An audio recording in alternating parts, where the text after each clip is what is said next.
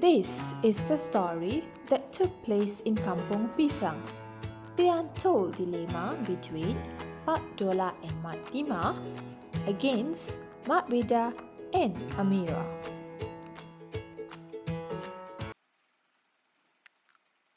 Pak Dola was the ketua kampung, or better known as the penghulu of Kampung Pisang. Pak Dola was a generous yet a very wealthy man. He loved helping out his fellow villagers. Pak Dola was married to Mak Tima.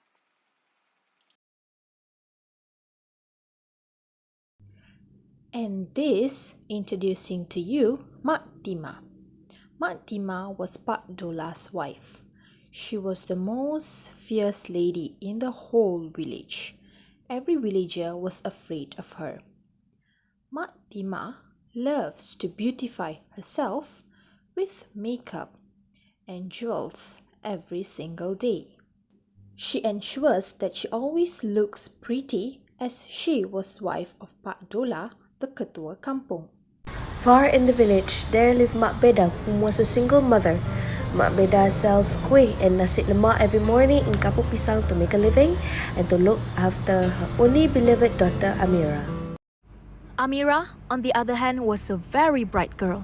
She loves to sing and also acting. Amira had a very big dream to pursue her dreams and excel well in her studies. One fine day, Mak Beda was so devastated as she began to lose her daily earnings selling breakfast due to the current COVID-19 pandemic. She lost her hope as she had debts to pay all around her, and her main concern at the moment of the time was her daughter Amira's future. Mak Beda was afraid that she could not fulfill Amira's dream and pursue her studies. Here comes the Romeo of the story, Ahmad.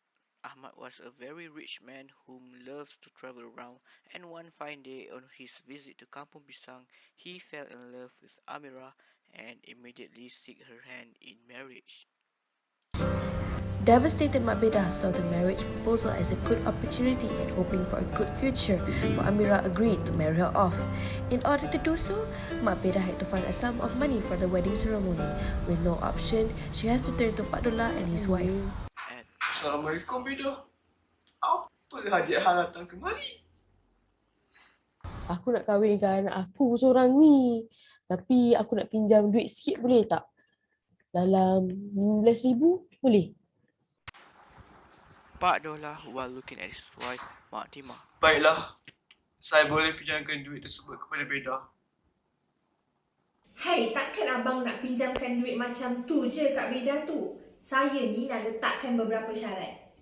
Mak Tima required Mak Beda to transfer her late husband's land to her and Pak Dola as a reassurance to pay back the amount borrowed, which is 15,000. Pak Dola handed over the cash and Mak Beda transferred the said land to Pak Dola.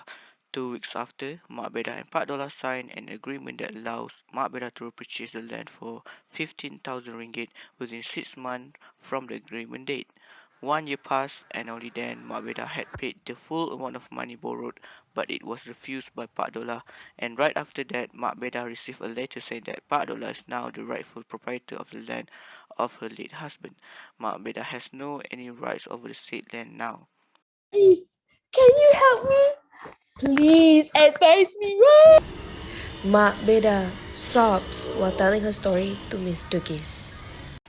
I made Mak Beda.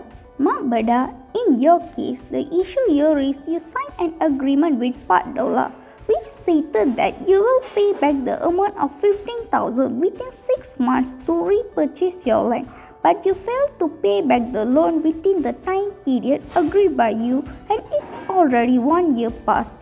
Additionally, even though you paid the full amount of the loan after the expiry of the agreed duration, but the Pak Dola refused to receive the money that you want to settle for him to get back your land, and he also not allow you to recover your land. So from here, you need to know that you can't repurchase the land from Pak Dola because he already become the rightful proprietor of the land when you delay to pay the amount you borrow from him within the agreed duration.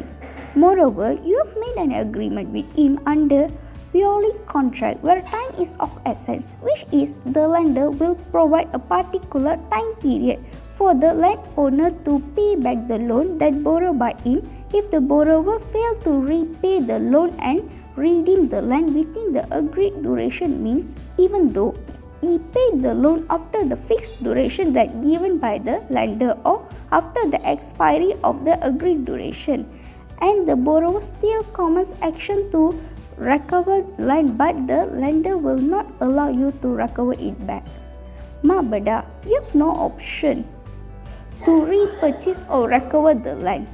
Mak Beda, in your case also exists the application of equitable principle, which is the collateral agreement between you and Pak Dollah is in the nature of an equitable security transaction wherein the right for you to redeem remain irrespective if the duration that you agree to pay back the loan has expired. Moreover, in your case also recognition as jual janji transaction element was applicable because you failed to repay loan within the agreed duration and you argued that there is a right for you to redeem, but the actual fact is as such the right to redeem remain irrespective of whether the time period to repay has expired if the transaction is jual janji. Mak Beda, the case that similar to your case is Wong Si Lee and Saraswati Amal 1954 MLJ 141CA. In this case, held that they have no power to extend the contractual period for the exercise of the option to repurchase the land once the agreement expires because in this case, time is regarded as of the essence as your case now. From here, I think you can understand that you are not have any option to repurchase your land from Pak Dollah. Thank you, Mak Beda. I think you can understand and hopefully you will be okay with this.